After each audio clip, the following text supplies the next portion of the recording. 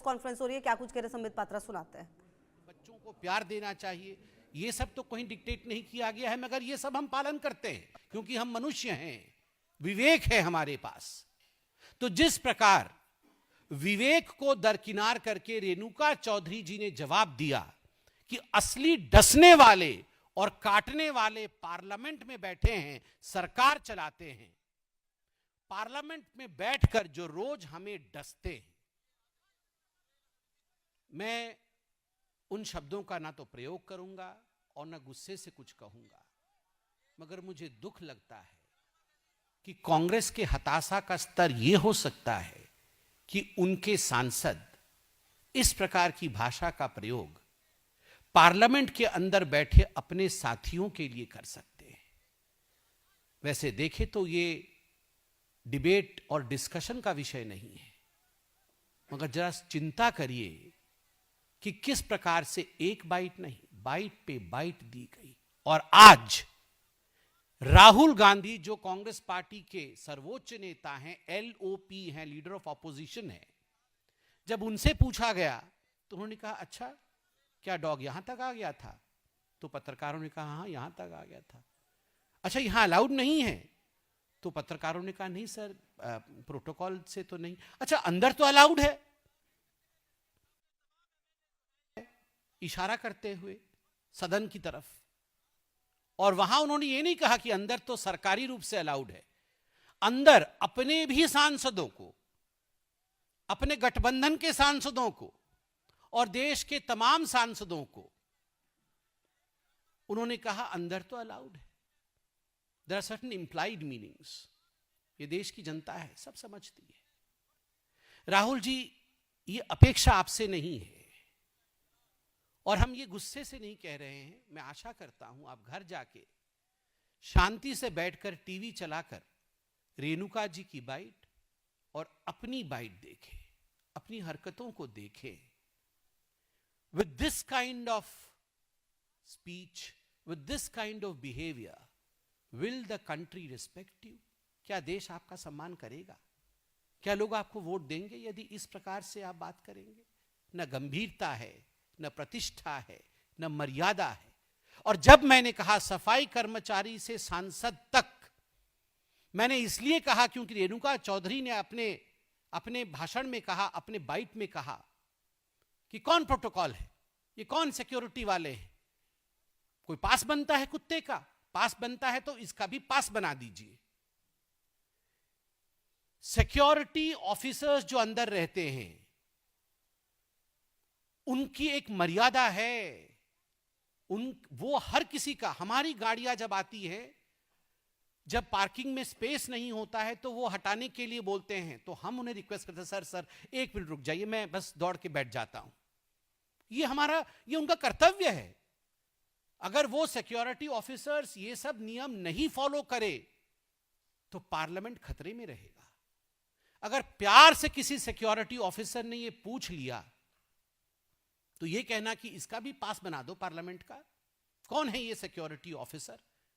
और ये सारे अंदर में जो लोग हैं ये काटते और डसते हैं। कोई सफाई कर्मचारी, कोई कैंटीन में काम करने वाला व्यक्ति, कोई सांसद, कोई सिक्योरिटी ऑफिसर, कोई अंदर जो हमारे भिन्न भिन्न विभागों में अधिकारी काम कर रहे हैं, ना वो काटते हैं और ना ही वो डसते हैं। वो हमारे संविधान की रक्षा करते हैं, लोकतंत्र को आगे बढ़ाते हैं। तो मुझे लगता है जिस प्रकार the decorum and the dignity of the parliament has been hurt both by the statement of Rahul Gandhi and Renuka Chaudhary, I believe both the ours, Rahul and Renuka, need to remember the third R, that is responsibility of an MP. Rahul और रेणुका जी को जिम्मेदारी एक MP की क्या होती है वह जानना पड़ेगा। अब दूसरा विषय भी उतना ही महत्वपूर्ण है, वो संचार साथी का है। जो दुष्प्रचार के साथी हैं वो संचार साथी क्या होता है वो समझ नहीं पाएंगे। Those who are champions of misinformation will never understand what is संचार साथी। इसलिए उन दुष्प्रचार के साथियों को हम तथ्य बताएंगे, हमारे तथ्य बताने के बाद भी वो समझ नहीं पाएंगे, मगर जनता जनार्दन तक तथ्य पहुंचाना ये हमारा काम है। ये जो संचार साथी है, क्या उससे सरकार आपको स्नूप करना चाहती है, आपके पीछे जासूसी करना चाहती है? नहीं, NO, नो, कोई जासूसी सरकार नहीं करना चाहती है। संचार साथी ये जो ऐप है, ये आपके मैसेजेस नहीं पढ़ सकती है। Sanchar Saathi can not read your messages. Sanchar Saathi नहीं सुन सकती है। Sanchar Saathi can not listen to your calls, either the calls that you receive or the calls that you make. Sanchar Saathi आपके निजी डाटा तक, पर्सनल डाटा तक नहीं पहुंच सकती है। Sanchar Saathi can not reach your personal data, can not breach your personal data. Message नहीं सुन सकती, कॉल नहीं सुन सकती, पर्सनल डाटा ब्रीच नहीं कर सकती है। तो क्या काम है संचार साथी का? ये सब कर नहीं सकती है तो वो क्या करेगी? उसका काम सिक्योरिटी प्रोवाइड करने का है। जो यूजर्स हैं उनको वो सिक्योरिटी प्रोवाइड करेगी। फ्रॉड को रोकने का है। चुराए हुए मोबाइल फोन को ट्रैक करने का है और उसे रोककर उसे अपने मालिक के पास पुनः पहुंचाने का है। फ्रॉड रोकना, सिक्योरिटी करना, चुराए हुए या गुमशुदा मोबाइल फोन, इनको ट्रैक करने का है। संचार साथी का काम मुख्यतः कैसे रहेगा? नंबर 1, रिपोर्टिंग का।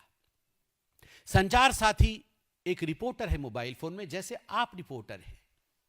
आप कुछ चुराते नहीं हैं, आप संविधान को और देश को बचाने का काम करते हैं। जो मेरे सामने मेरे साथी बैठे हैं वो संचार साथी है। यह भी रिपोर्टिंग करती है। ये क्या रिपोर्टिंग करती है? Suspicious calls. यदि कोई ऐसा फ्रॉडुलेंट कॉल आ रहा है आपके पास, सस्पिशियस कॉल, उसको रिपोर्ट करती है, उस पर रिपोर्ट किया जा सकता है। दूसरा, स्पैम्स।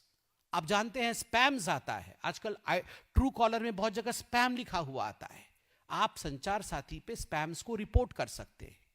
और मैलिशियस लिंक्स, गलत लिंक आता है, कई बार आता है कि आप इस लिंक पे क्लिक कर दीजिए, आपका कमाल हो जाएगा, आप बिजनेस में आगे बढ़ जाएंगे, आपको लाखों की कमाई हो जाएगी।